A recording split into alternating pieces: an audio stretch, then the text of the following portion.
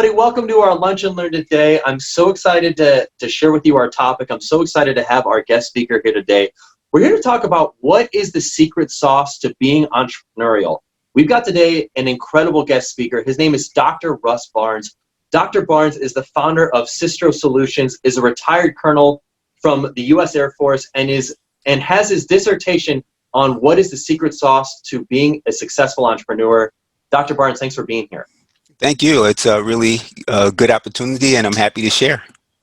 That's awesome. I love to just get started. What made you want to get started researching what the secret sauce is to being a successful entrepreneur, or just be entrepreneurial in general?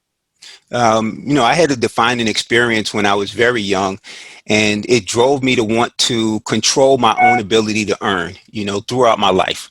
And when I retired from the military after 27 years, it was the opportunity for me to actually do that.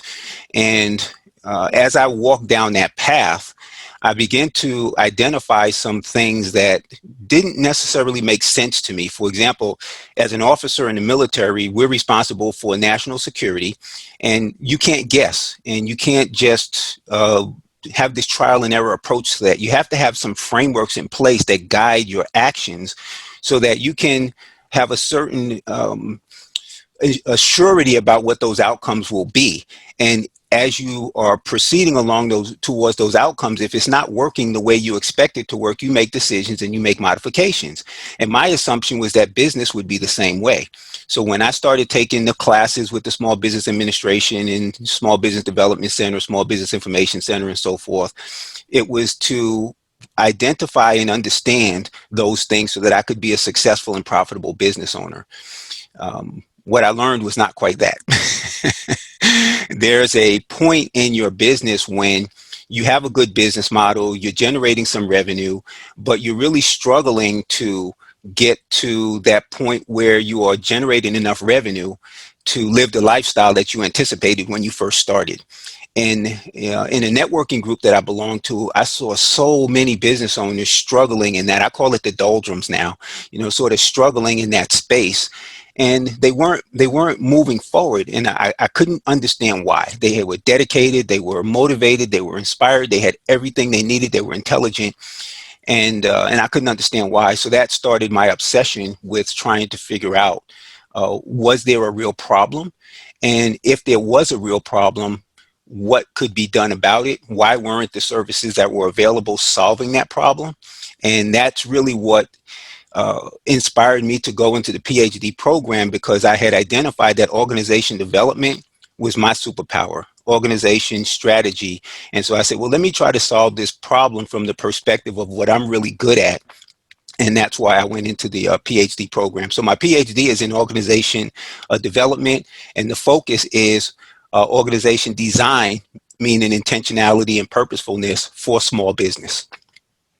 That's awesome. Thanks for sharing with us a little bit of background on that. I'm going to want to dig deeper into that. But the first thing that you had mentioned, I love, if you'd be open to sharing, you mentioned there was a story when you were younger that really motivated you to want to just be in charge of your own financial future, of your own end state of where you wanted to go. Would you be open to sharing that story with us? Yes, absolutely. I call it a defining experience, and I do share that as part of the workshops that I deliver.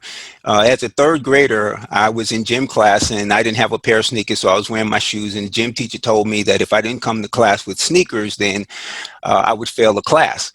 And I didn't want to ask my dad for the money. I'm one of 8 kids, so there wasn't a whole lot of money to go around anyway. And I asked my mom to ask my dad to buy me some sneakers, and she said, no, it's your sneakers. You have to ask him. I didn't want to go through it. And at that moment, I decided that I never wanted to have to ask people to buy anything for me. And it was like, okay, I have to figure out how I'm going to make money. And from that point, I did things like shoveling snow and raking leaves and anything I could find to earn a little bit of money that I needed to have the things that I needed. I was so excited when I got my blue card at 13 years old, because you couldn't work without having one of those. And I got a paper route, and it just went from there. And so that idea of wanting to be financially independent has never departed from me. And even throughout my 27 years in the military, I was always focused on how is this positioning me so that I can be financially independent at some point in my life? I want to talk about the military for a second, because it would seem, and by the way, I've never been in the military. I don't have any experience. This is literally coming from assumption, but it would seem like the military and entrepreneurship are kind of opposed kind of entities. The military, it seems very structured. You've got a path that you follow. This is what you do. This is when you do it. This is how you do it. And entrepreneurship seems to be very much like it's loose. You don't really know the right answers. I know one of the things you had mentioned earlier was that in the military, like, you can't guess. You have to know the right answers. You have to know exactly what to do, when to do it, how to do it, and in which situation to do it in. And that's not always the case with entrepreneurship. How are you able to marry your military experience with entrepreneurship and find commonalities that allowed you to succeed?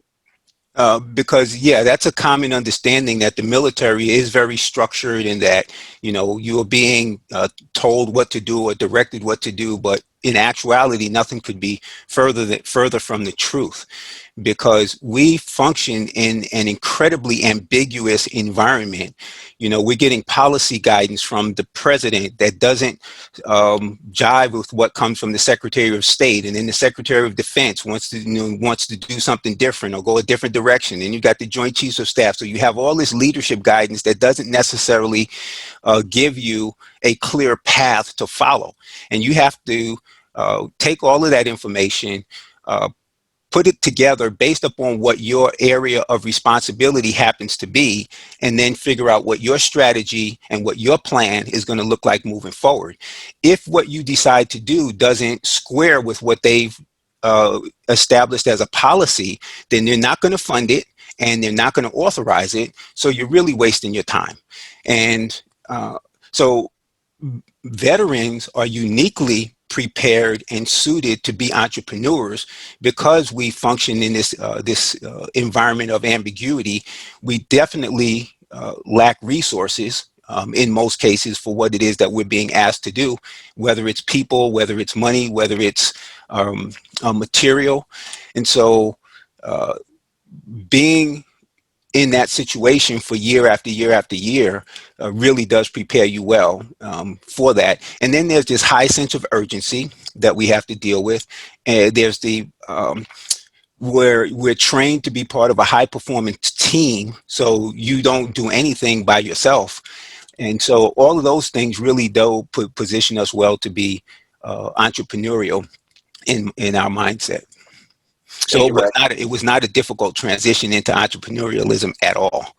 That's awesome. Thanks for educating me. I didn't realize a lot of that stuff, so that makes a lot of sense. Let me give a clarity. Here's why most people think that the military is so structured, is because at the very beginning, when you first come in, it is incredibly structured because you don't know anything. You don't know how to perform. You don't know the culture. You don't have any skills that are up to the standards of the military. So your first term is very structured. So people who leave the military after their first term tell everybody, well, I left because it was too structured and they told me what to do and I had to get up in the morning and go do PT and I had to run and I had to do all this stuff. Well, after that first term tour of service, then you become essentially a full up and capable individual, and now the expectations change. Now you're expected to be a supervisor, you're expected to be an instructor, you're expected to be creative and innovative in your solutions. Don't bring me a problem if you're not going to bring me some idea of how to solve that problem. And all the things that you would see in a normal corporate environment then become more relevant in the military environment. And then you have the two differences between the combat person and then you have the staff or structure person. And so, you then have those two distinctions as well. And I was both. I was a combat aviator as well as what I call a staff geek. That makes a lot of sense. That's really interesting. Thanks for elaborating on that. The question I love to then ask, because I know a lot of the people watching this, they may not necessarily be the owner of their own company per se, but they might think to themselves, are there things that I can do entrepreneurially within the role that I'm at? I'd love to learn. Is that something that they can start doing? And if so, how? Yeah, I actually believe that everybody should be thinking in an entrepreneurial fashion, whether you're, an entry-level person, you're a middle manager, or you're the CEO, because the environment around us changes constantly. And if you think that you can put in place a system or a structure that's going to carry you through a number of years and lead you to success, then you're going to face more challenges than you anticipate. And so for me, the idea of entrepreneurialism is understanding and identifying the opportunities that are out there, and then positioning yourself to take advantage of those opportunities so that you can grow. And this idea of making a bigger pie, as opposed to, the competitive nature of how can I get more from that other person. You're looking at how can I be better at what I do? How can my company be better? How can my team be better?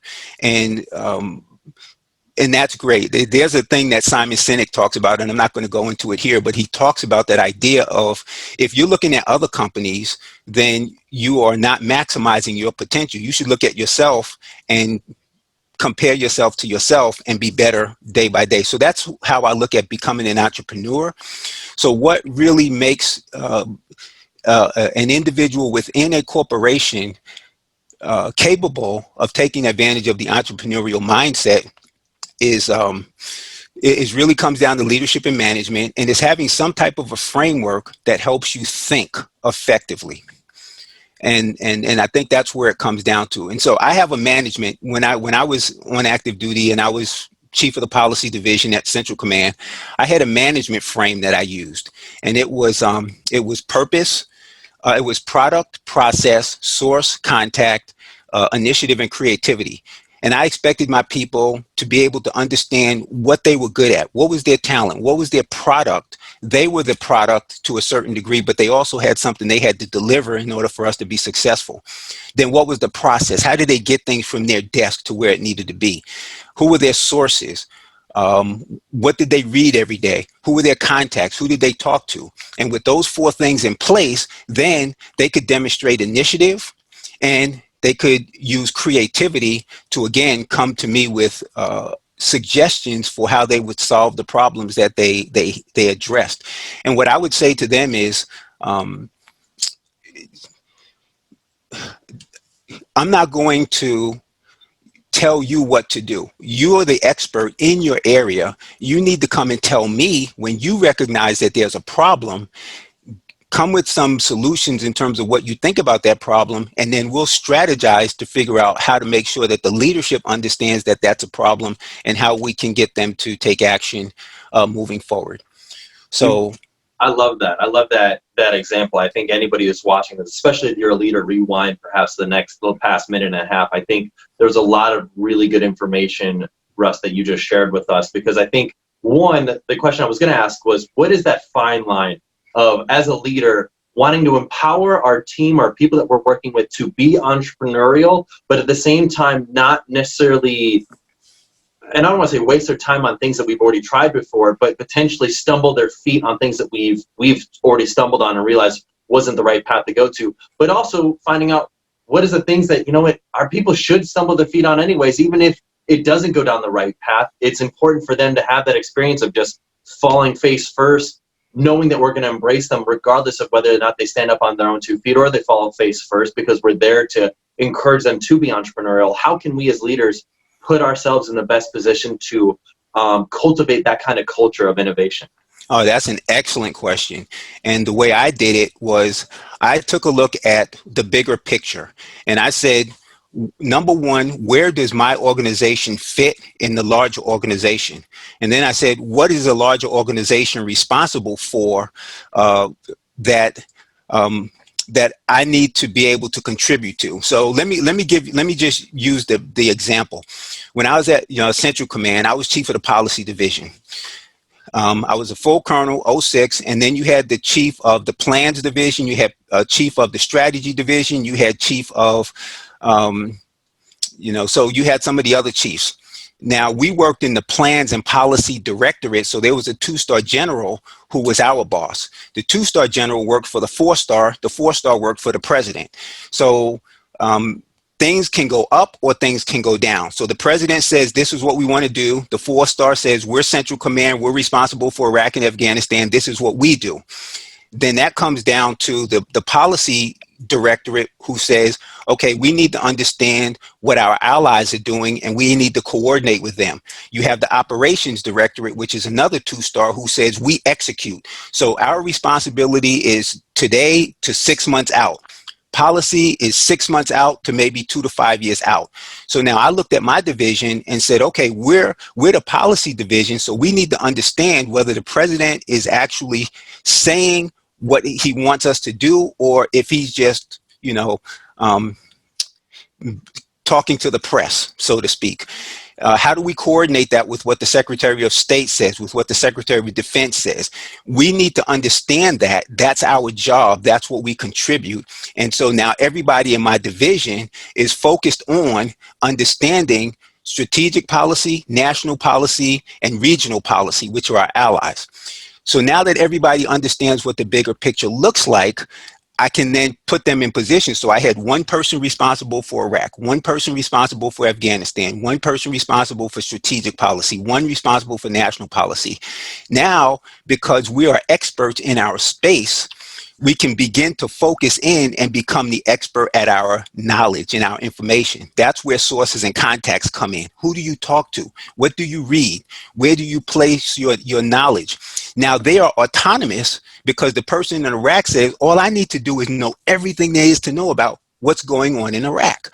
And so now when they come into me, they've read everything they could get their hands on. They've talked to people out there in the field. They know what the challenges are from the 4-star, because that information comes down to us in terms of what questions they have. So now everybody is functioning. And when I took over the division, that wasn't in place. Once I thought through all of that, I put it into the framework, and it just happened to be a hierarchical chart. It doesn't always have to be, but in this case, it turned out that that was the best. So I had a regional policy side, and then I had the strategic policy side, and we put that onto a chart, an organizational chart, and everybody had one, and then I had them actually write their own role descriptions. So this one young lady who was in my division had it up on her cubicle, and I walked by one day, and she says, sir, I just love looking at that. And what she meant was, I know where I fit. I know what my responsibilities are. I know how I can contribute, and now I can be useful. And I told them, if you come to work and you don't feel like you've contributed to the mission, or you don't feel like you have developed yourself in some way or other, then we need to have a conversation, because you should not come into work, sit at your desk, and feel like you didn't do anything on any day, like you wasted your time. So that's a long answer, but hopefully I was able to encapsulate it so that, again, maybe if you go back and listen to it, you can pull out some of the nuances of how that works. Yeah, that's a great example. I really love that. I think you put that, you brought that full circle really nicely. What I really enjoyed about that, and if I'm hearing you right, kind of to parse it down into like a 2-second snippet, was, as a leader, to empower our people to be entrepreneurial, we need to give them the framework of what they're doing within what they're doing, but give them the free reign to go ahead and do it. And let them know that we're not telling them how to do their work. We're just saying, this is the outcome that we need to achieve. And I don't necessarily know how to go about achieving it, but I'm equipping you with the information, the resources you need, so then you can do it for yourself. Is that exactly correct? That is exactly. You hit the nail on the head with that characterization of what that all meant. And as a leader, then now I can be a more effective leader, because I put an effective management structure in place that they all understand. So the first thing was getting them to believe me. So, of course, they would come in and they say, well, boss, what do you want me to do? And I'd say, well, it's your responsibility to know everything about this area. So know everything about that area. And then when you see that there's a problem, come and let me know, and let's have a conversation about that. It took a little while for them to get used to that, because that wasn't the norm of the way things work. They were used to being told what to do, and then have somebody, or not necessarily told what to do, but given a task to do, and then having somebody check on them to see if the task was done. Now, all of a sudden, it's a little bit different. You mean I get to choose my task? So part of my leadership then was to say, I'm going to get tasks from my boss. Some of them are going to be policy tasks and some of them are not. If I get a task that's not a policy task and I have somebody in my division try to chase that down, there's going to be a disconnect, and they're no longer going to believe that what I said I would do, I would do. So I had to be a real filter to say, okay, if something comes down and it's not a policy task, I need to figure out who else gets that. And if nobody wants to take it, then I need to dispatch it without unduly burdening the people in my division doing something that that they're not supposed to be focusing on doing. So part of that leadership piece was managing then and focusing the efforts and the energies of my people and protecting them when something came down from the higher that if they didn't do it, they might potentially get in trouble for not doing it. I had to be the one to step in and say, well, I'm the one who said that I needed them to do something different, and I had to take the heat for that. Yeah, I think that makes a lot of sense. I think that's very consistent. I know you mentioned Simon Sinek earlier, but he's got a book called Leaders Eat Last. It's all about that, of just as a leader, you step up for your team and you kind of take the heat for anything going on, because either way, I mean, I think a guy named Jocko Willink has talked about it, of just radical accountability. At the end of the day, if something went wrong, it's our fault. Like, that's right.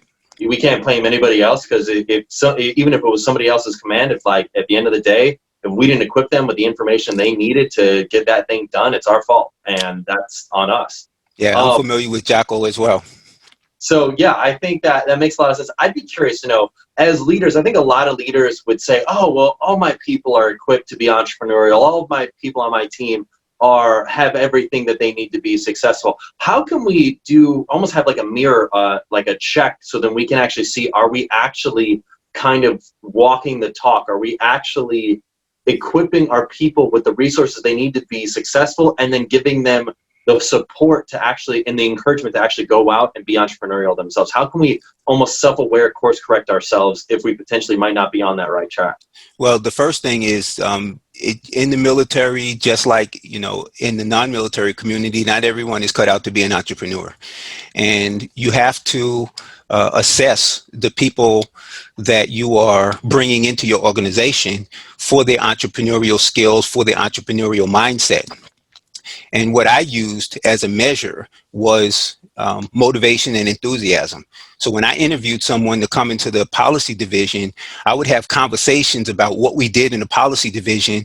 I would present some of the worst scenarios that they might have to face, and I would see whether or not they were still enthusiastic, or whether it excited them, or whether they just were, you know, kind of blank-faced, you know. And the ones who really got interested in what those conversations were about were the ones I wanted to hire, because I knew from that point that when I gave them the ball, they would take it and run with it, because they were curious, because they were interested, because they had a background that enabled them to grab on to some of the nuances and the details and really take it to the next level. So the first thing is really coming up with a framework that you can use to assess the entrepreneurial mindset of the people you hire. I had one situation where an individual came to me and I interviewed him. Sharp guy, hardworking, everything you would want in a productive employee, but something was missing. I just said, you know, something's missing. I'm not getting that motivation and enthusiasm, I guess, but you know, he was upbeat and everything, but I just said something is missing. Well, another guy came in who he had worked for before and said, hey, I hear you're looking at this guy, and yeah, he's a real, you know, high performer, you know, top producing kind of a guy. So I went against my gut and I hired him. And what I found out was he was an operational minded guy and not a strategic minded guy. So he needed me to give him direction and help him work through some of the issues. And I just didn't have time for that. So I ended up sort of trading him, so to speak. I found a job in a position that was open that was more operationally focused, and I moved him there. You know, we coordinated a move for him to go to that job, and he was much happier. He was much more productive, you know. And so when you look at each individual. And again, that goes back to good to great, putting the right people on the right seats. And for me, it was the mindset. What I found was that people who had experience in the intelligence community were great fits for what I needed in the policy division. And so that's how I was able to find the sort of the entrepreneurial mindset type of people that fit what I needed them to do. That makes a lot of sense. So I guess to transition onto your dissertation, obviously you probably had a lot of hypotheses about entrepreneurship. Were there any results that surprised you? Were there any of your hypotheses that actually didn't come to fruition after doing the studies? So my dissertation in my study was about a discovery. So I did go in with a model that I had created that was designed to help small business owners have some sort of guidance or some sort of template that they could use. And I went into the PhD to prove that model. So the surprise to me was that while that model was effectively constructed, it didn't accomplish what I needed it to accomplish, which was rapid revenue followed by sustained growth. It was still a little bit on too much of a high level for the small business owner who doesn't have time, who doesn't have resources, and who doesn't have people. So from that model, I needed to create a second model, which I call a progression model. And then I created a third model, which is the operational model. And then I finally landed on basic business fundamentals. Now, I'm an athlete, and my sport of choice was basketball. And in basketball, if you can't dribble, pass, or shoot, you can't play the game. Those are the basic ingoing fundamentals. In any skill-based activity, there are basic fundamentals. If you're going to play music, you have to be able to play the scales. Just some basic things that you have to know to build upon. And so when I ask people in business, what are the basic fundamentals of business, I got tons of different answers. And Tori has seen some of this. In the actual study itself, I surveyed 47 people. I ended up with 108 responses to basic business fundamentals, 54 of which were unique, meaning that they were non-repeating. Out of those 108 people, 54 said 54 different, separate, distinct things as business fundamentals. So that was one aspect of the study. The other aspect of this, so the real discovery aspect was, there's a podcast called How I Built This by Guy Raz. He interviewed 80-something people who had built companies from zero to $100 million in annual revenue or more. And when I saw the small business statistic that said 50% of small businesses fail in the first 5 years, I said, okay, 50% fail.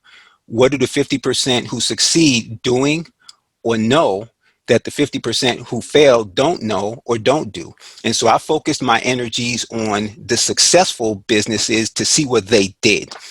I looked at those. I selected 75 of those interviews, and I looked at them in the pre-profitability stage to say, what did they all do that positioned them to achieve the level of success they achieved?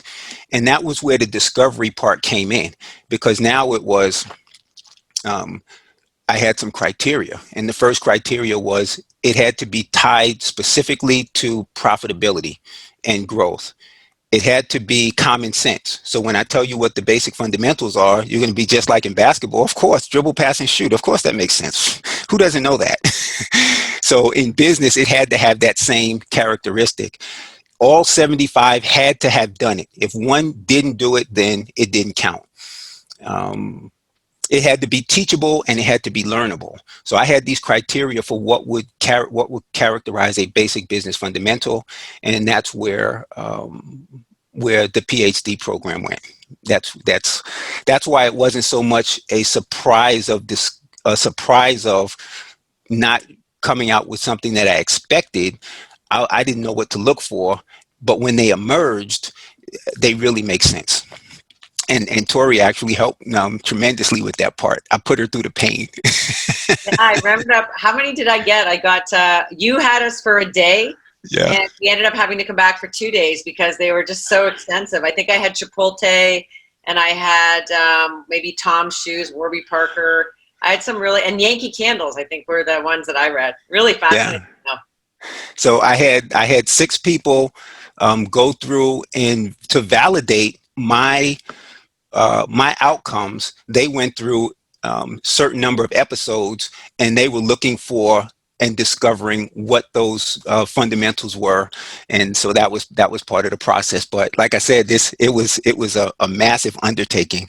It was both quantitative and qualitative, so it was very extensive in its magnitude.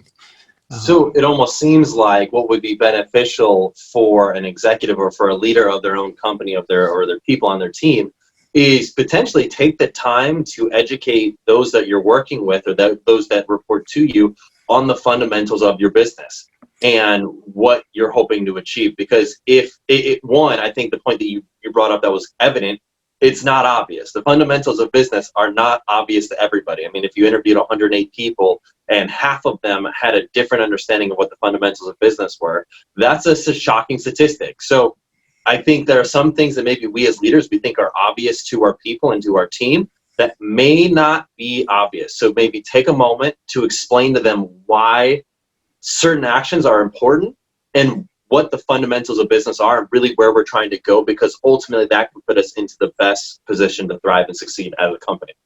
Now, you're not going to be super surprised when I tell you what they are. But before I tell you what they are, understand that these are for businesses, people that are in the pre-profitability stage. Okay. So these are basic fundamentals. And then just like in the sport of basketball, once you can dribble, pass, and shoot, then you can advance to some of the more advanced fundamentals to really round out your ability to be successful. The other thing about fundamentals is they allow you to play the game, but that doesn't mean that you're going to be one of the top 1%. That's where talent comes in. And so the more talented you are, the more you develop your skill, the more success you can have in terms of achieving those highest levels of success. So not everybody will get there, but if you don't understand these fundamentals and apply them, you don't even have a chance. So these are the 3 fundamentals that emerged from my discovery. Number 1, basic business fundamental is selling. Any surprise? Now, the idea behind selling that emerged from the study is it's not about sales skill. It's about being able to connect with people in a face-to-face conversation and create the outcome of having them make a purchase. And there's a lot more that goes into it, but essentially, there's an individual who becomes a sales professional and can sell anything as long as it's valuable. And then there's the person who has his own business who can sell because he or she is being genuine and authentic, and they're creating a win-win situation. They're solving someone's painful problem. When you come across that way in a conversation that's designed to help someone else relieve their pain, that's actually selling. And you have your best success when you take that mentality towards it. And so that's the type of selling that I'm talking about in business fundamental number 1. Fundamental number 2 is cultivating relationships, and fundamental number 3 is research. A nuance about fundamental number 3 is the fundamental itself is actually resourcefulness, but when I added the criteria of it has to be teachable and learnable, resourcefulness is not necessarily teachable or learnable. It's a byproduct of experience. And what gets you to that experience is research. And so when you can master the fundamental of being able to solve problems, being able to figure things out, again, going back to sources and contacts, where do you get your information? Then you become a key player in addressing the environmental changes that happen that cause businesses to pivot. You hear that word all the time. We have to pivot. Well, if you haven't become very effective at doing research, you don't know when to pivot, which way to pivot, how to pivot, what pivot even means. And so research helps you create and develop the resourcefulness that you really need to be successful in business. What's the second one, Russ? It was So something the second one is cultivating relationships. cultivating. I missed the first word. Okay, cool. Yeah, and that actually evolved too, because initially the first thing that emerged for me from the interviews was team building. And I said, oh, you have to be able to build a team. But as I continued to go through and continue to go through and continue to go through, I said, well, this person didn't build a team and they were successful. So what did they do differently? And as I started looking, I said, oh, they actually they built relationships that enabled them to be able to grow, accelerate, and do the sorts of things that they needed to do. So selling, cultivating relationships, and research are the three basic business fundamentals, and then you build upon those as you grow your company. That makes a lot of sense to me. Well, Russ, this has been an awesome lunch and learn. I think anybody watching this, whether they are the founder of their company or are a professional within their own company, can learn a lot from this. They can take this and find ways to be entrepreneurial within their own role or entrepreneurial within their own endeavor. So Russ, final question. How can our audience learn more about you? How can they connect with you? How can they take anything a step further in terms of what you told us today during our lunch and learn? So the first thing I'll tell you is I do have a book out there, and it's called the Small Business for Service Members book, 15 Things You Need to Know to Be Purposefully Profitable. I have a podcast called the Purposefully Profitable Podcast, and I can be reached at my LinkedIn, www.linkedin.com/in/RC Barnes, my first initials, middle initial, and last name. And I love email. So most people don't, but I absolutely love email. And my email address is russ@systro.org, russ@systro.org. Perfect. Russ, thank you so much for being here. Tori, thank you so much for being here. Everybody, thank you all for being here for this lunch and learn. I hope you have a wonderful rest of your day. See you, everybody.